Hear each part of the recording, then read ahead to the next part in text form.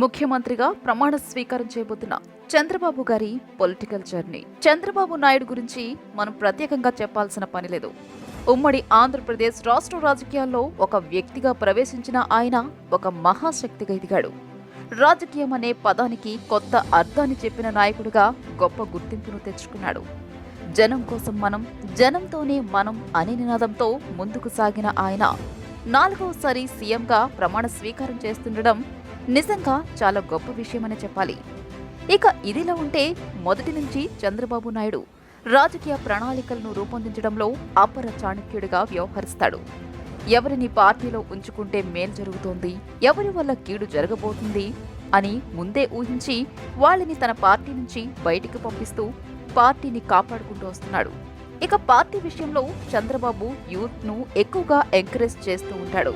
అలాగే టాలెంట్ ఉన్న వాళ్ళని ఎంకరేజ్ చేస్తూ ఉంటాడు. ఇక పార్టీని బలోపేతం చేయడంలో ఆయన ఎప్పటికప్పుడు కొత్త ప్రణాళికలను రూపొందిస్తూ ఉంటాడు. పార్టీని లాక్కోవడానికి ఎంతో మంది ఎన్నో రకాల ప్రయత్నాలు చేసినప్పటికీ ఆయన ఆ పార్టీని కాపాడుకుంటూ వస్తున్నారు.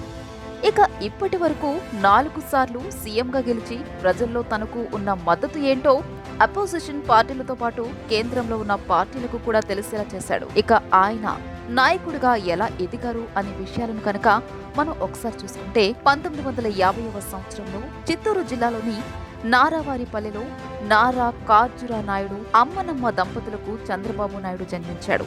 ఇతనికి ఒక తమ్ముడు, 2 చెల్లెళ్లు ఉన్నారు. ఇక చిన్నప్పటి నుంచి కూడా చంద్రబాబు నాయకత్వ లక్షణాలను కలిగి ఉన్నాడు. తాను స్కూల్లో ఉన్నప్పుడు పిల్లలకు లీడర్గా ఉంటూనే వాళ్ళకి వచ్చే చాలా ప్రాబ్లమ్స్ ను సాల్వ్ చేసేవాడు.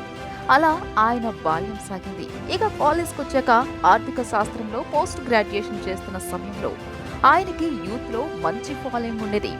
అది గమనించిన కాంగ్రెస్ గవర్నమెంట్ అతన్ని పులిచెర్ల యూత్ కాంగ్రెస్ అధ్యక్షుడిగా నియమించింది. ఇక ఆ తర్వాత చంద్రగిరి నియోజకవర్గం నుంచి అతనికి ఎమ్మెల్యేగా టికెట్ ఇచ్చింది. వచ్చిన అవకాశాన్ని సద్వినియోగపరుచుకున్న చంద్రబాబు ఎమ్మెల్యేగా గెలిచి ఆ తర్వాత ఆ ప్రభుత్వంలోనే మంత్రిగా కూడా తన బాధ్యతను నిర్వర్తించాడు. ఇక ఇదంతా చూసిన కొంతమంది కాంగ్రెస్ నాయకులకి చంద్రబాబు మీద ఈర్ష్య ద్వేషాలు పెరిగి అతని పార్టీ నుంచి బయటికి పంపించే ప్రయత్నాలైతే చేశారు. ఇక ఎన్టీఆర్ చేత తెలుగుదేశం పార్టీని పెట్టించి అతన్ని సీఎం చేయడంలో కీలక పాత్ర వహించారు. ఇక ఎన్టీఆర్ నాయకత్వంలో ఉన్న తెలుగుదేశం పార్టీని బయటి వాళ్లు ఆక్రమించుకునే పరిస్థితి రావడంతో చంద్రబాబు ఆ పార్టీని తన వైపు తీసుకుని అప్పటి నుంచి ఇప్పటి వరకు పార్టీ గౌరవాన్ని కాపాడుతూ వస్తున్నారు. ఇక ఈయన ఇప్పటి వరకు 4 సార్లు సీఎంగా కీలకమైన బాధ్యతలు నిర్వర్తిస్తూ వస్తున్నారు. ఇక తాను సీఎంగా ఉన్నప్పుడు ఉమ్మడి ఆంధ్రప్రదేశ్ రాష్ట్రంలోని హైదరాబాద్లో ఐటీ హబ్లను ఏర్పాటు చేసి టెక్నికల్ గా రాష్ట్రం ముందడుగు వేయడంలో ఆయన కీలక పాత్ర వహించారు. ఇక 2014వ సంవత్సరంలో తెలంగాణ స్టేట్ సెపరేట్ అయిన తర్వాత కూడా ఆంధ్రప్రదేశ్ రాష్ట్రానికి సీఎంగా మారి అక్కడ కూడా చాలా రకాల సేవలను అందిస్తూ జనాల మన్ననలు పొందుతూ వచ్చారు. ఇక ఇప్పుడు భారీ మెజారిటీతో మరోసారి ఎన్డీఏతో కలిసి తన గవర్నమెంట్ ని ఫామ్ చేసి ఆంధ్రప్రదేశ్ ప్రజలకు సేవ చేయడానికి సిద్ధమయ్యారు.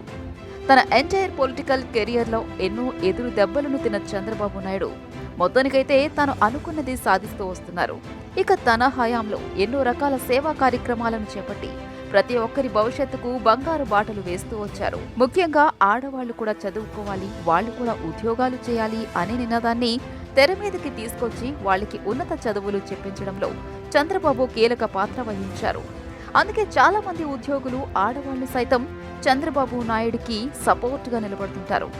ఇక ఈ నెల 12వ తేదీన ముఖ్యమంత్రిగా మరోసారి ప్రమాణ స్వీకారం చేయబోతున్న చంద్రబాబు నాయుడు ఈ 5 సంవత్సరాలలో ఆంధ్రప్రదేశ్ రాష్ట్రాన్ని ఉన్నత స్థానంలో నిలపడానికి ప్రయత్నం చేస్తున్నారు. అలాగే ఆంధ్రప్రదేశ్ రాష్ట్రానికి రాజధాని నిర్మించే పనిని కూడా తానే చేపట్టబోతున్నారు. ఇక పోలవరం ప్రాజెక్టు పనులను కూడా తాను పూర్తి చేసి రైతులకు మేలు జరిగే విధంగా ప్రణాళికలను రూపొందిస్తున్నారు. ఇక మొత్తానికైతే ఆంధ్రప్రదేశ్ రాష్ట్రంలో తన మార్క్ రాజకీయాన్ని చూపించడంలో చంద్రబాబు నాయుడు ప్రతిసారి సక్సెస్ అవుతూ వస్తున్నారు.